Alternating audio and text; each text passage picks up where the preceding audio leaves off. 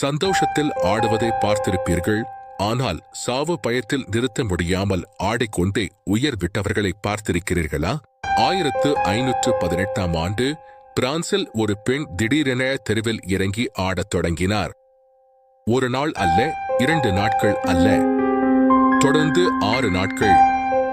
அவரை பார்த்து அடுத்த 1 மாதத்தில் 400 பேர் தெருவில் இறங்கி ஆட ஆரம்பித்தனர். யாராலும் நிறுத்த முடியவில்லை.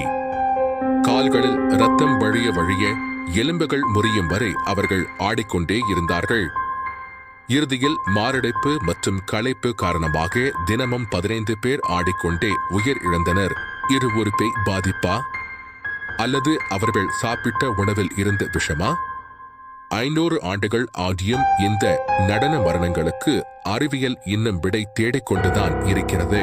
இது போன்ற மர்மமான கதைகளுக்கும் உண்மை சம்பவங்களுக்கும் நமது சேனலை சப்ஸ்கிரைப் செய்து கொள்ளவும்.